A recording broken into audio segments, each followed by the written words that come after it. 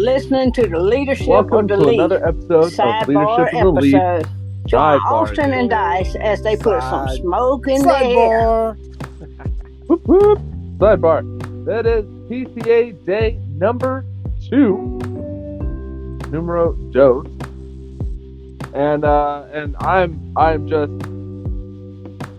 upset, pissed off, and jealous that you get to go to it.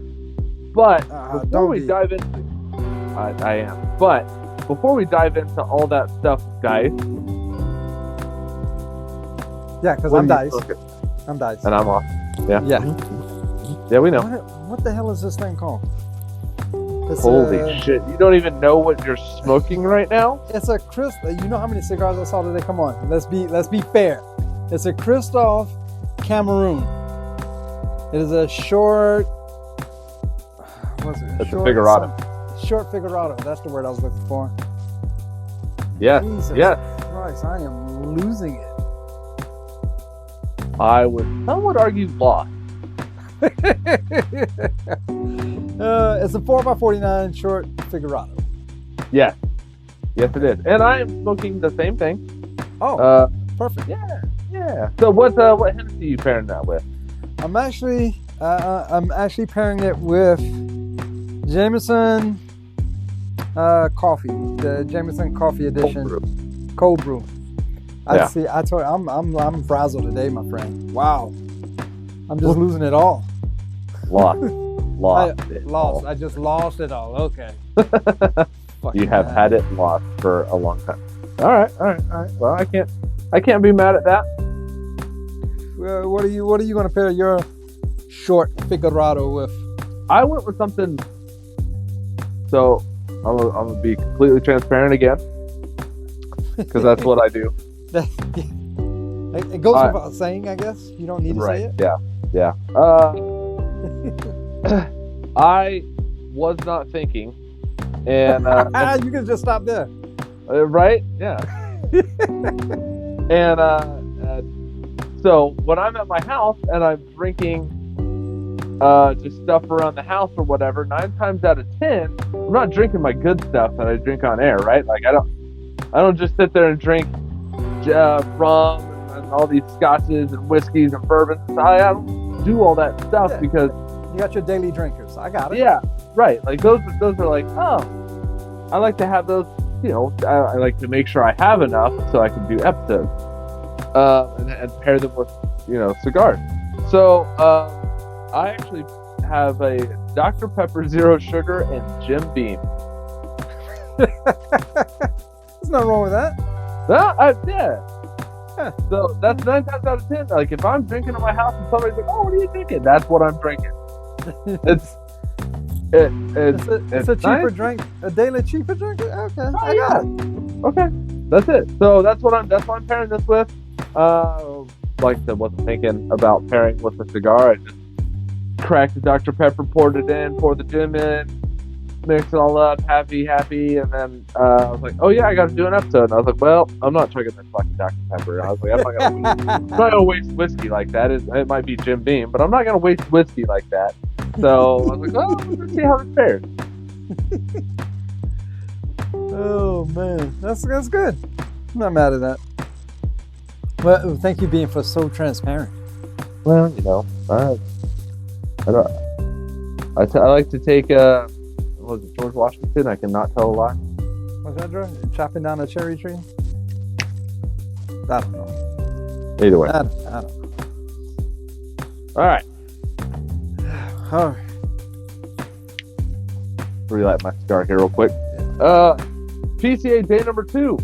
Day number 2 was a full day, sir. I believe it. It was a fucking full day. I hatched a lot of Pokemon eggs today. A lot of walking. Pokemon Go walking. Might as well. I got some eggs to hatch, man. Anybody play Pokemon Go? There you go. My tag is Dice Touch. Jesus Christ. I got so much so that my little notepad, because I'm an old school reporter like Peter Parker, I actually started writing upside down, like the wrong way on pages. I was flipping and flopping so damn much. Damn. Yeah. All right. Well, let's start us off, right? So you walk into the trade show floor. Yeah. You saw everything sprawled out in front of you. Where'd you go first? The first place I actually stopped was Steve Saka, Dunbarton. And man, I've been trying to get close to Steve Saka so I can say, hey, we're big fans. Just want to shake his hand and thank you for what you do. Yep. Always proud of people around him. Of course. Never had a chance to get to him. I did talk with his rep. His rep was very knowledgeable. He wasn't a salesperson, so I had his ear, so I wasn't taken away from sales. Their biggest, I guess not biggest, whatever. The thing that they're pushing now is they have a nine cigar Lancero set. It's 9 different cigars in this box of Lanceros. Darrow. It's actually the of course I'm pretty sure they're gonna have their best cigars on display, right? But it is an actual beautiful set of cigars, and it's Lancero, so a lot of the cigar smokers are going to main cigar smokers will enjoy the Lancero set. I did ask about fillers and stuff, and I asked, knowing that they use pipe tobacco in some of their cigars, of course. Does that affect anything? And he made a point to take me over to their pipe tobacco that he had in a bunch of jars, and he was like, try this, smell this, do that. And he pointed out that it's not just regular pipe tobacco. You don't even think about a black and mild. So you're talking about like the Stillwell Star stuff? Yeah. Yeah, that's exactly the pipe tobacco. I don't want to call it an aromatic because it's not, but it's pipe tobacco. Right, 100%. Yeah, I'm looking online right now. Quick Instagram search. Literally brought me to the box. It's open. You probably got the same picture I just sent you there because I just sent a picture to you. It's very similar to that, but yeah. You can see the different array of colors and the hues and stuff. They even have one that's a Candela. Candela in there. Yeah, it's a great looking cigar set. I mean, I was like, I wish I can take home like 2 boxes. I feel like the GFY. Yeah. Is go fuck yourself. That's why we kind of brought that up because I was like, because he said something about Steve Saka and he gonna make what he liked. And I was like, and he talked about when he worked for Underground, Drew Estate.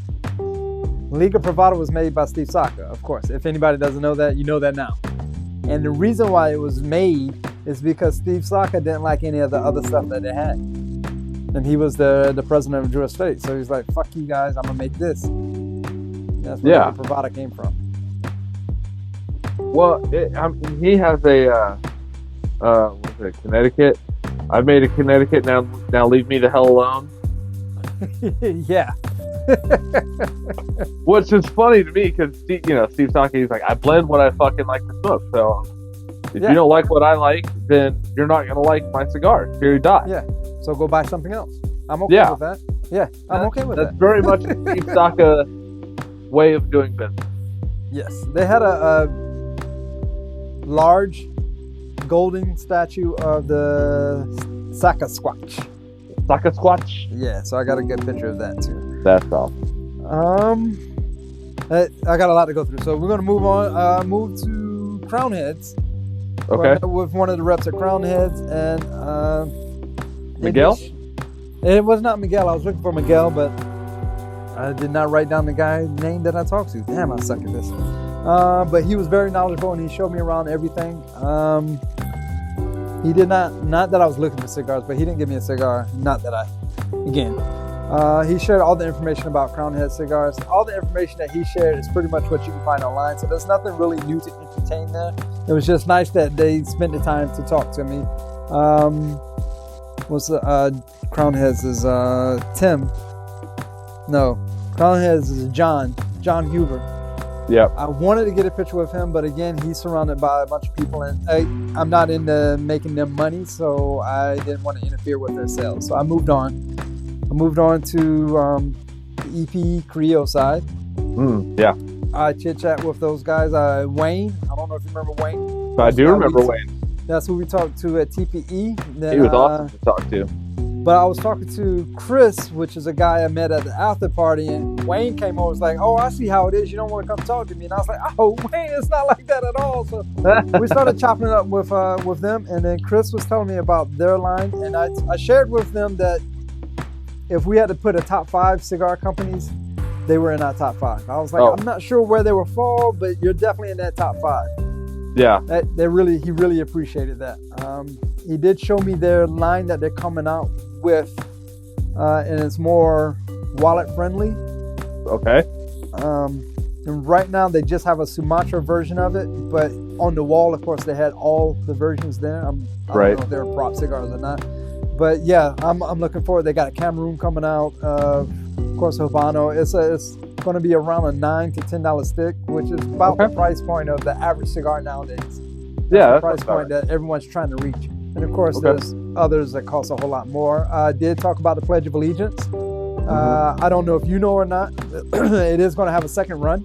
Yes, I did. I remember talking to Wayne about it because we were talking about the hand-painted boxes and how gorgeous they were and how I wish I could have had the money to get my hands on a box of that. Yeah, Chris said he went to a few cigar lounges to buy that box himself, and everybody was, why the fuck are you buying it? You work for the He was like, there's only 1,700 whatever of these, right? You think they're going to give one to Chris? Yeah. He was like, I know I'm an amazing employee and I'm great and all this stuff, but he was joshing. I'm pretty sure he's a great employee, but it was good stuff. So it was nice to see that even people try to get their own stuff. Man, it was a lot. I'm telling you. So I believe it. My next stop was Drew Estate. Drew Estate, they pretty much shoved, I sent a picture of it, they shoved a pack of PCA cigars in my hand, which I was excited for because it has their new one that they pushed out on their Freestyle Live, the Shade to Black, which is a continuation of the Metallica cigar. So it's another line in that Metallica cigar. Okay. The blackened. They also had the blackened whiskey, which of course I tried. I haven't tried one. Dude, I'm gonna tell you this, and I want listeners to hear this, podcasters, whatever. I drank that whiskey. I walked straight to DJ Eli, and I said, Eli, man, listen, I'm a Hennessy drinker through and through. Cognac, that's my jam. This shit right here is good. This shit is good. I can do this. Not as good as Redbreast. Yeah, all right. Not as good as, but it was good for a cognac drinker of myself. That was some good stuff, man. I'm not gonna front. DJ Eli, much love. Shout out to him. Of course, I bumped into Maddie. Maddie was like, "Oh, hey, you made it to this one and that one and whatever." And then he was looking for someone. I wonder who he was looking for. Pedro. No, Maddie was looking for your bitch ass. Oh, Maddie was looking for Woo. I wish I could have been there. Much love. Of course, I explained your situation, and everybody's okay. That makes sense. Well, at least you was able to come out in this whole thing. Then I made my way to Pedro. Pedro was, of course, always entertaining. Yeah. So once he was always done, a great person to talk to. He was very excited. We talked about the first time I met him. First time I ever met Pedro. I was trying to shake his hand. I spilled my coffee everywhere. Oh, it was just like a shit show. But he was like, it's okay. It's all good. Look at you now. You're here. He did ask about you, and he was like, here, my friend. Let me give you something. I was like, oh, he's about to give me it was an Undercrown. Undercrown Maduro, which I'm not mad at because I didn't have a cigar at the time. So it was perfect timing. Once again, perfect timing to give me a cigar. That man and his timing of giving cigars out is beyond impeccable. I don't know how he does it, but I love Pedro because he saved our night at the after party after TPE. Just reached into his coat pocket. Was like, "Here you guys go." I'm like, "Oh shit, you saved our night, man. You're the best." Of course, I'm gonna swing by, give him much love again. I did get a quick little photo with him. Who'd I move forward with after that? Tried the black and whiskey. Give me a sec. Going through notes. Just going through notes. No, you're good. All right. Oh, went the wrong direction. Quiet, you. Espinosa rep. So I talked to the Espinosa rep. Her name is Chrissy. She's going to be the new person for the region I'm in. So I was getting very friendly with her. We was talking about their cigar blends, and they had a cigar. I don't know if you've seen it or not, but the cigar like box or holder looks like a bomb that you would push out of a plane, and the bomb has the 810 smiley face with the shark teeth or whatever. Oh, nice. Okay. I think it's like Bomb 601 or something like that. Please forgive me. I didn't write that down. But they did give me a sample of one. It did have on the packaging, any World War II heads out there, it said Kilroy was here. And that's what kind of drew my attention to it. So I was talking to Chrissy about it, and she was like, yeah, I don't know who idea that was. And then she was like, so what's the significance of it? I was like, oh, I'll gladly share with you. And I explained the whole World War II thing. But it was a phenomenal looking packaging. And of course, Espinosa is the one that has the knuckle sandwich by Guy Fieri. Yep. She was a phenomenal person to talk to. I would definitely keep in touch with her. I actually have her business card, so I'll keep in touch with her. Maybe we can get on the show one day. That'd be awesome. Casa 1910. I did talk to those guys. They did remember me. They didn't ask for you. They didn't remember that well. I don't know if it's a showmanship, but they were nice enough. They had 2 different tequilas. One was an Añejo. I can't remember what the other one was, but the Añejo obviously maybe. That sounds good. The Añejo was much smoother. I'm not a tequila guy at all. Last time I actually drank tequila, I got married, and I haven't drunk tequila really since till today.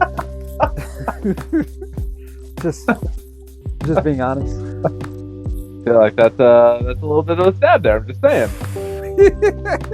I drank tequila. I wound up married. I don't know what the fuck happened. Now I can't get rid of it.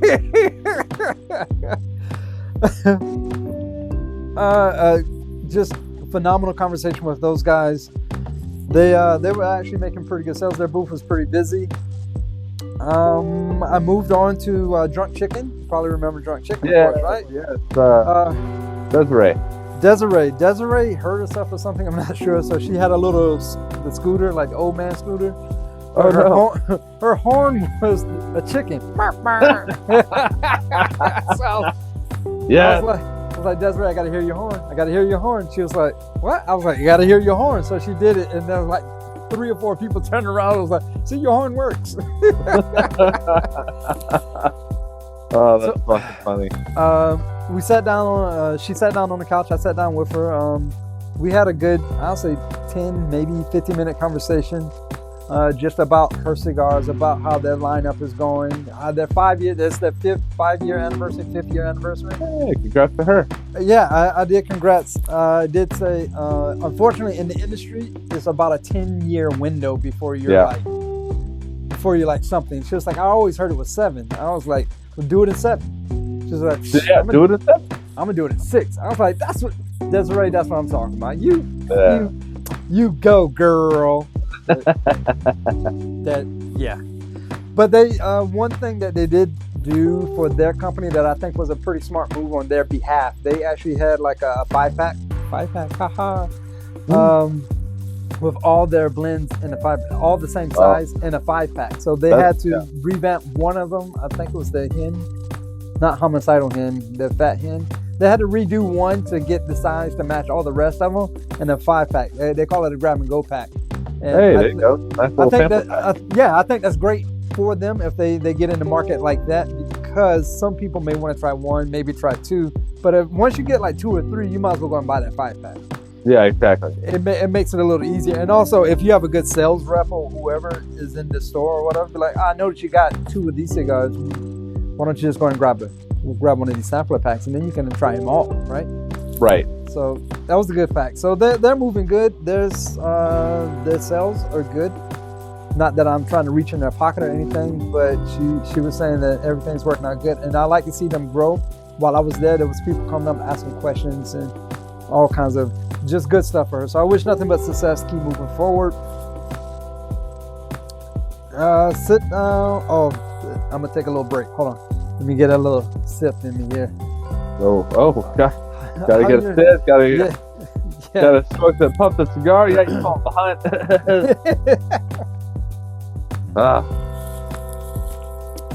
Because the next part that I want to share is very touching to me, and I appreciate it so much.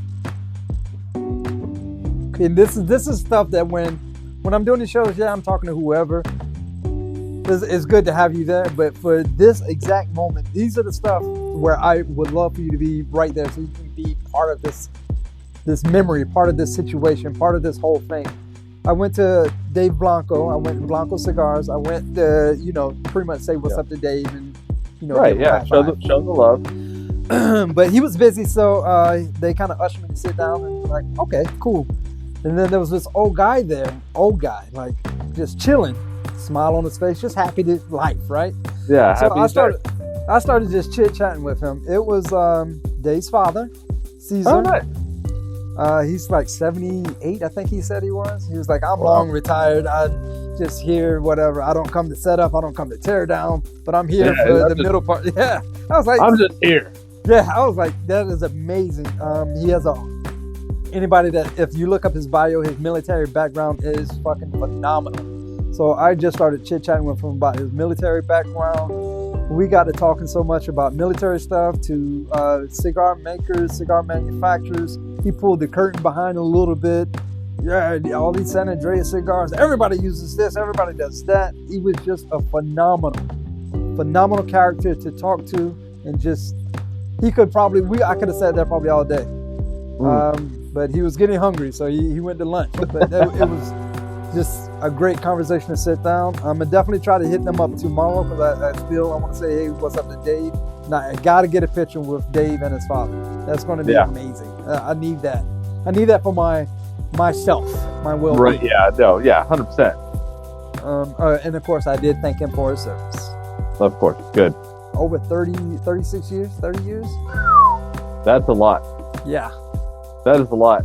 Because, the veterans go through a lot, and even back then, I'd say they probably go through more than what veterans go through now, more so.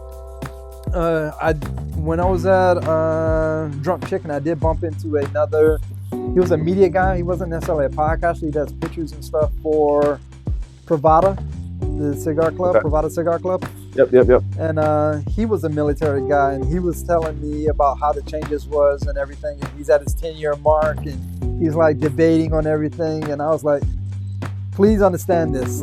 You're at the 10-year mark. You're no longer counting up. You're now going to start counting down. Yep. His eyes was like, yeah. And I was like, you stick it out. Do what you need to do. You got a nice little side gig going on. You're the photographer, the media guy for Pravada Club Cigars. Come on, man. He was like, well, yeah. So we exchanged information. It was great bumping into him. And he's on our Instagram. We're on his Instagram now. But I would definitely reach out for him for future stuff. Never know. Rub elbows with whoever. You don't know what's going to turn up to a golden egg, Yeah, of course. Still jealous. Tatiana. Did I say that right? Yep, Tatiana Cigars. Tatiana Cigars. I talked with their rep there. His name was Alex. Phenomenal guy. Again, he showed me around the whole line. He explained some of the things they got going for him. I don't know if you ever had one. There was one called a Groovy Blue. I don't think I have. It normally comes in like the little tins, the little smaller versions. Well, they put big boy bridges on that now, and it's a full-size cigar now. Oh, okay. Don Lino, Africa Cigars. There's a Nestor Miranda Select. Just their lineup is phenomenal. I did share with him that it was my Disney cigar. And of course, I had explained. I said, you go to Disney, you wait in these lines, all the kids, greatest place on earth for everyone, right? Except for the dad. And I was like, afterwards, I'm at the hotel. The wife and I normally take a stroll around the hotel or a park or somewhere close to the hotel. And the cigar I'm smoking is the Tatiana. And I explained the reason why is because it's not as offensive smelling as like a harsher cigar, like a Padron or Underground or something. Like, ew, someone's smoking a cigar. But if you walk around smoking a Groovy Blue, it's like, okay, all right, that's not horrible. Yeah, it's like you smell Black and Mild. Like Black Milds are not offensive, right? They're like, oh, that's kind of sweet. Okay, I'm not upset that you're sitting there smoking. He gave me, because he asked if I like strong cigars or whatever, right? So he actually gave me a Don Lino Africa. It's a small one. I can't remember what it was called, but it was small like what we're smoking now. And he said, I'm gonna be honest with you, that's our strongest cigar. I was like, what? It's also your smallest, not counting the other ones.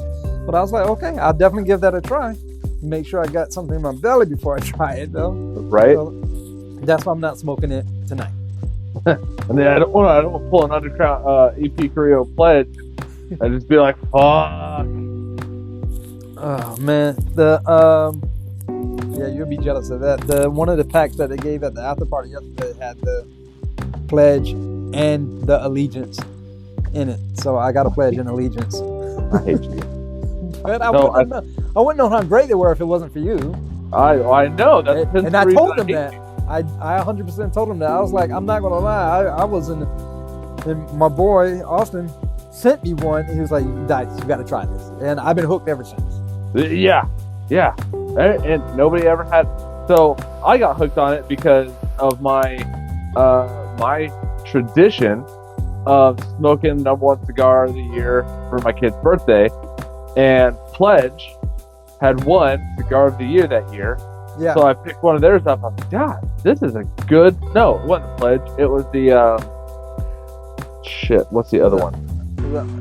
Encore. It was Encore, and I was like, damn, this is a good stick. And then Pledge, I think, had won like #2 or something, because the #1 was the one you could only get in Cuba. So I thought, I was like, fuck it, I'll get the Pledge. So I got the Pledge. Knocked me on my ass, but it was a great tasting stick. And then I was like, well, now I've tried the Encore, I've tried the Pledge, I got to try the Allegiance. Tried the Allegiance, I was like, oh man, that's some good shit. And that's when I was like, Dex, you got to try this.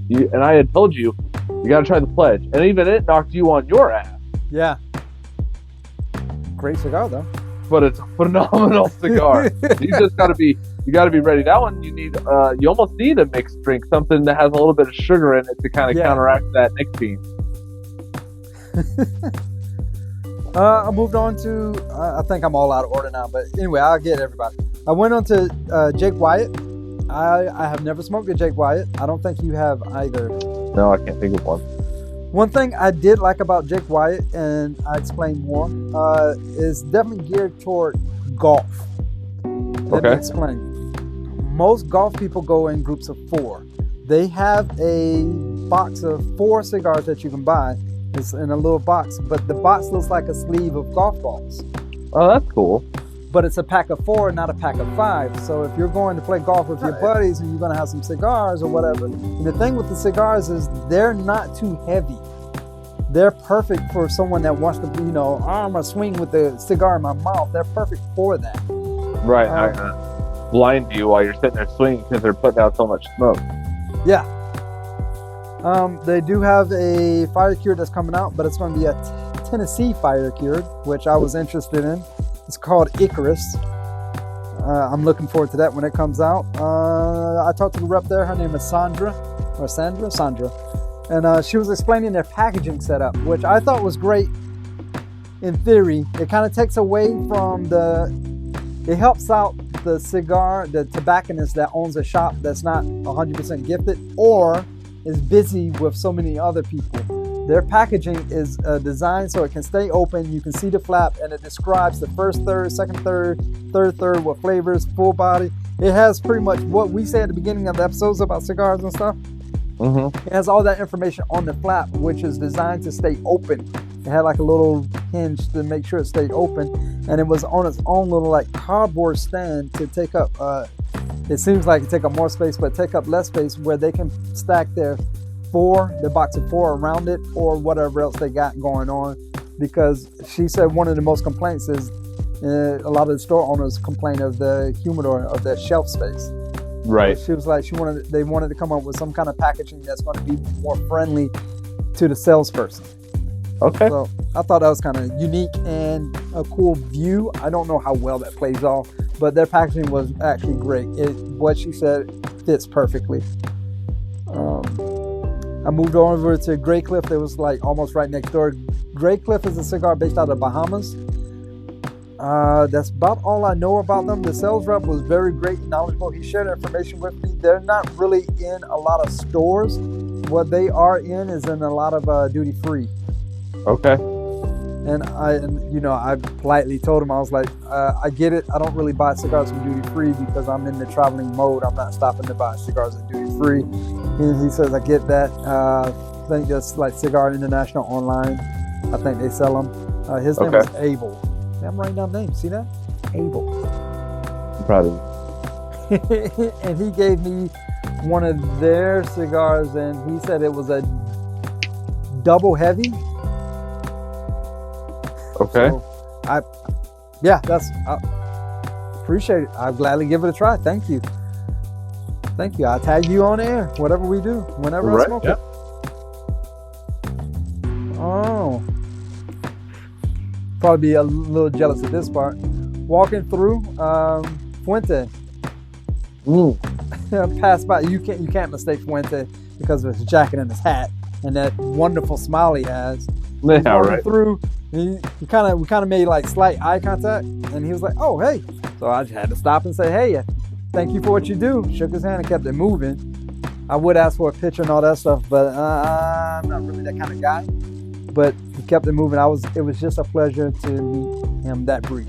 Yeah, that's cool. And at his spot, they had Cuban coffee, which I did have that today too. And woo! Super jealous all the way around. Still just pouring on the jealousy dice. I did talk to the rep at Te Amo. You probably remember him. Yep. I do.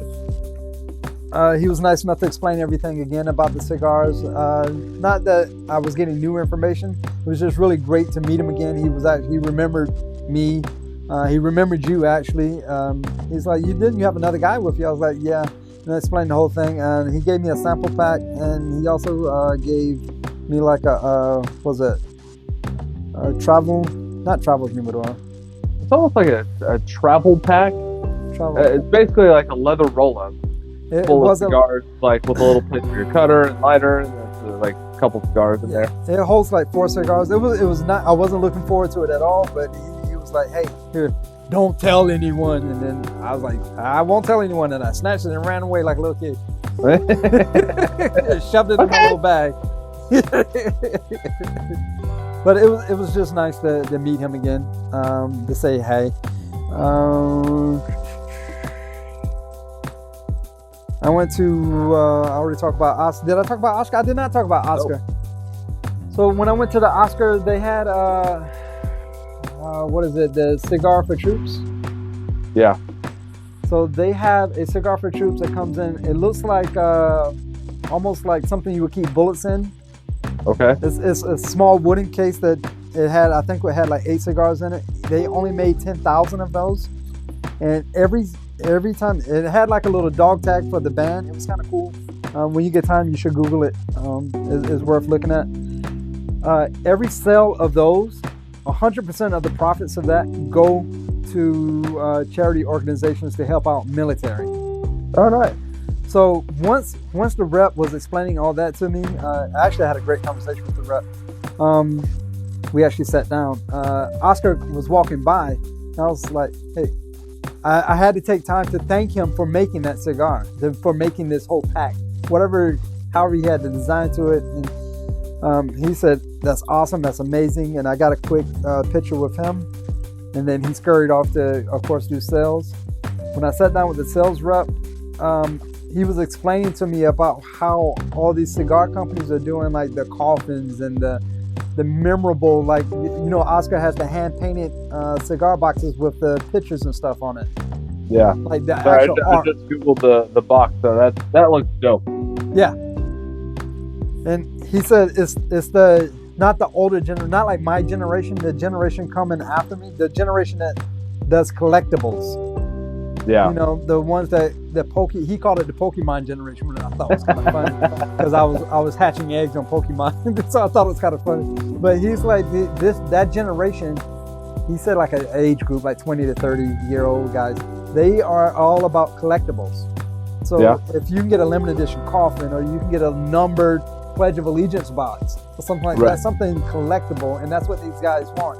And then I got to thinking about it. My wife collects like Funkos. Like she Yep. wants every single Simpson Funko that they have, and she had. I would say she has about damn near the whole collection.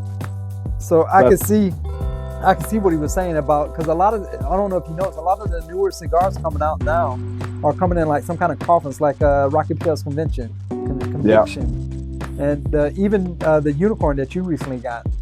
Yeah. It comes in its own little coffin. So I asked the rep, I was like, is people doing this to try to upsell their cigar, or is, and that's when he went into whole the collectible thing about it's just a collectible piece. People want collectibles. That's fair. I was like, you nailed it, man. I'm glad I stopped to talk to you. You're good. Yeah. We're good. Nice. Foundation Cigars, they have I'm going to butcher his name, Pegnataro. Pegnataro. That's their newest cigar they're coming out with. I think they actually sold out at the show. Wow. So they're doing good there. They also have like a Rebellion collection or something as geared towards like Rastafarian music, which I thought was pretty good. Or was it Trendsetter? Either way, I'm a lot of information today, sir. Yeah, seems like it. Rocky Patel, I talked to their rep about the Conviction cigar, because it comes in that little coffin. I wish they'd come up with a different name for these things. But a coffin is the little small cigar box for one cigar. If you didn't know what a coffin was, listeners. So it's golden color, and it's an amazing looking cigar, great stick. And I was like, is it worth the money? He was like, if you're willing to pay it, it is. So I was like, that's it. Okay, cool. Then I kind of gave him like, that dog turned head look. He was like, look, if you think this $100 cigar is worth $100, then you're going to buy it and you're going to enjoy it. Not everybody's going to buy that $100 cigar. Some people are going to buy this Rocky Patel white label. They're going to think this is the best cigar they ever had, but that's because they haven't bought the Convention. Maybe they don't like that one. Maybe they do. I don't know. It's up to you if you want to spend the money on the cigar or not. So the value is on you if you want to spend it. If not, we have others. We have everything.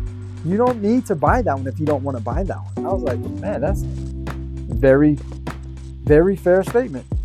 Yeah. Gurkha. Gurkha was very interesting. I know we kind of We dog on Gurkha. a little bit. Yeah. Gurkha teamed up with Mike Tyson. Okay. Gurkha has a Tyson cigar come out. Tyson Farms has tobacco as well as the cannabis side. It also, they use Gurkha tobacco leaves for Mike Tyson's papers that he used for some of his smokes. Okay. So it was a natural progression for them to, Mike Tyson said, I want a cigar. I do this with you guys. Now let me do this with you guys. So it's like tit for tat situation. There's 2 lines for that. And what caught my eye was their Year of the Dragon. There's some hubbub about Year of the Dragon because Dragon is actually trademarked by Gurkha. So when Davidoff came out with Year of the Dragon, which of course is Zodiac or whatever, right? Chinese Zodiac. Right. They had a little bit of a problem with it. So I don't know how it came to fruition, but they have like 5 different lines of Year of the Dragon. Interesting. They're made by Arteza, which I don't really recognize that company, but the other 4 I do. Oscar, Oliva, Carrillo, EP Carrillo, and AJ Fernandez. Oh, wow. So they have 5 different Year of the Dragon cigars on there in their SKU now. Wow. So in the rep there, Raphael, he was a good guy to talk to as well, very knowledgeable. It seemed like I'm skipping something. I don't think I am. I'm so old. If you did that digitally, it would all be... I couldn't, there's no way I could, because I freehand everything, there's no way I can get all this information down as quickly if I was to sit down and thumb this shit out. Yeah. I promise, I was going to do that. I had my phone, I had a microphone to take notes, I had everything set up, and then all that went out. Voice memos? All that shit went out the window. All that went out the window. I walked around and I met as many people as I can, different reps from all kinds of different cigar places. There were some booths that I talked to one guy. They have cigar, not swag. What's the cigar accessories, right? Mm-hmm. It was, you know how your Leatherman, you have a little pouch for your Leatherman and you put it on your side. It was a little pouch like that, but it had a cutter and a lighter that fit in it perfectly that you can carry around on your belt loop. Now, I was like, whatever. But it's actually a phenomenal idea if people actually think about it. If you're one of these, let's say you're golf buddies or whatever, you're going to stick that on your belt loop and just go about your business. You always have it there and not pay any attention to it. Like the old guys with their phone that they have to keep on their belt. You know? So it's always going to be there. There was another cigar accessory guy that had a clip on for your beer bottle or your beer cans. And the way it is designed is so when you're drinking your beer, your fingers kind of overlay the cigar so you can drink your beer without worrying about your cigar falling off of it. And you always have a stand or something for your beer. And I can definitely see something like that working well in the South, where there's a lot of bonfires and stuff like that. Right. Where you want to just sit your beer down and you have a resting spot for your cigar. It's the same company that has the podiums. I don't know if you've seen online or not. It's the podiums that has a logo in the middle and it has the little foot pedals. When you step on the foot pedal to cut your cigar and then you step on the other foot pedal to light your cigar. It's the same company that does that. But it's just little ideas like that are showing in the cigar industry that is showing that, you know, there's growth in everything. Right. Yeah, absolutely. Innovation everywhere. So as I'm talking, as my cigars, I see we can't even go over your first third, second third, and final third. No, I'm already, listeners, I'm already down to the nub. Dice still probably has at least half of his cigar. It is a good cigar. But we are coming close on time, I will say that. Well, share your, I see, wow. Yeah, that took a lot longer than I thought. Share your flavor notes, what you get. Because there's one spice that is just like, I can't wait to tell you what it is. And I'm wondering if you're going to say it. Getting an earthy, I'm chewing on the smoke. It's like an earthy kind of cocoa-y sweetness, so just a hint of black pepper on the back end. And see, you said black pepper. You smoked a lot more than me, but what I am getting is actually, for me, say it. Paprika? Yeah, paprika. Suck at pronunciation. I do. I 100% do. But listeners, I must let you know I'm actually pretty educated. I just don't show it, I guess. I don't know. But I wonder if because you got Dr. Pepper, I wonder if that's taking away some of the paprika-ness of the smoke. They give you more of a black pepper. I can see paprika. There's a spiciness to it that normally I attribute to pepper, but I could definitely see paprika. I'm hearing the Casa 1910. They had a mariachi band show up. That's funny. It was good. There was a couple there, an older couple, and he was like, "Go over there so I can take your picture." And the lady was like, "Nah, I don't want to get my picture. I'm shy and all that." And I of course, I leaned in. I was like, "Ma'am, I don't mean any harm, but how many times in your life will you ever be able to get a picture with a mariachi band?" She was like, "Oh, you're right." So the husband, I'm assuming husband gave me the phone and I took both their pictures with a mariachi band. That's awesome. Gotcha. It was funny. It was cute. That's cute. All right. So day 2 in the books, PCA. Yeah, I'm tired. Sounds like a drink from a fire hose type information. I can't wait for day 3 tomorrow to hear all about it. See all the pictures that you send me and everything else to make me super jealous. All right, well, day 3 tomorrow. Real quick, cigar, Boxworthy 5-pack. Ooh, right now. More into it, I am. Honestly, I'm not mad at this cigar. I'm gonna go. I smoked it. It went rather quick, and I was so enamored by all the talking you were doing, I wasn't super paying attention to this smoke. But so as of right now, I would say 5-pack. I'd like to get another one of these and really sit down and get my flavor notes down and jot them and really pay attention to the cigar. But I think I'd go at least 5-pack on this one. I'm gonna definitely go 5-pack. Reason I'm not going box with it, I did have a little trouble. Well, it's probably my fault for talking so much, but I had to keep relighting. So like you, I would need a second one because I'm not getting the full flavor of it because of the relighting and the whole talking and the airflow of it all together. My next one, I definitely will not punch it because I can tell that it's going to be very harsh near the end. I'll probably give it a deep V cut like you did. Yeah.